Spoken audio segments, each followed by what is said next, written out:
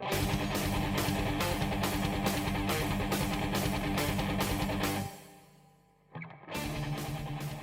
période actuelle, elle est pas évidente à vivre, hein. Bon, pour ma part encore, ça va, mais je sais que j'ai des collègues qui ont perdu des proches, hein, des membres de leur famille, et qui sont endeuillés. Il y en a d'autres qui vivent qui vont au boulot là, un peu la boule au ventre parce qu'ils ont peur de le transmettre à leurs parents ou à leurs proches, hein. On sait tous que les lieux de travail sont un foyer d'infection potentielle.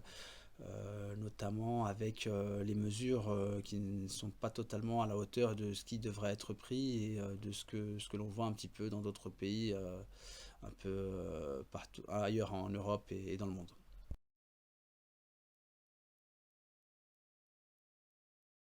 La situation, liée à la crise sanitaire a changé quelques points au niveau des conditions de travail, hein, notamment les lieux de prise et fin de service, hein, qui se font exclusivement en dépôt-dépôt.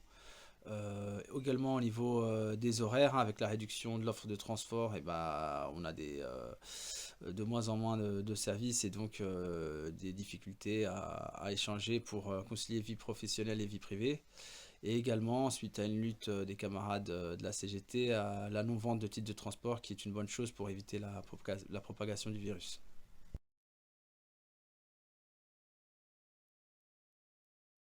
À mettre en œuvre pour des situations de ce type. Moi, je pense que déjà, il faudra tirer un bilan de cette période-là, hein, de qu'est-ce qui a été fait, qu'est-ce qui n'a pas été fait, dans quelle temporalité, parce que je sais pas, un peu, les titres de transport, ça a été fait assez tard. Le nettoyage, la désinfection des bus, le manque de matériel, que ce soit gants, masques ou autres. Je pense il faut plutôt tirer un bilan et ensuite adapter un plan pour qu'à l'avenir ce genre de situation ne se reproduise pas et que les salariés puissent travailler en toute sécurité quand ils assurent une mission de service public et des métiers qui doivent continuer à exercer leur profession.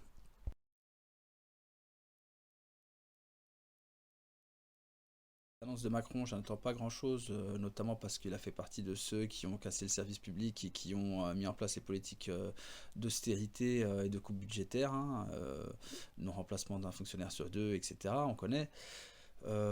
Sur l'avenir, bah, j'espère que les forces politiques et syndicales vont réussir à mobiliser encore plus de gens. La situation actuelle dans les hôpitaux et avec la baisse annoncée du PIB de 8%, donc notre lutte contre la réforme des retraites était légitime, donc à fédérer encore plus de gens et à construire un monde meilleur, différent de celui d'aujourd'hui.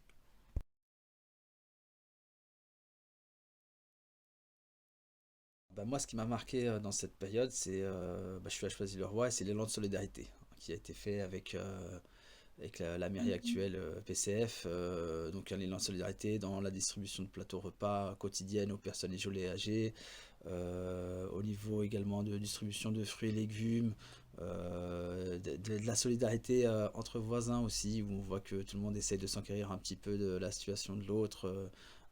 Son voisin de palier, une personne en difficulté, personne en difficulté, etc. C'est ça que je retiendrai de cette situation-là. Il y a bien évidemment plein d'autres choses qui malheureusement sont marquantes, hein. Les décès tous les soirs, les centaines de décès annoncés, c'était très difficile à vivre. Mais je retiendrai la solidarité, moi, pour ma part. Je vais rester positif malgré tout ça.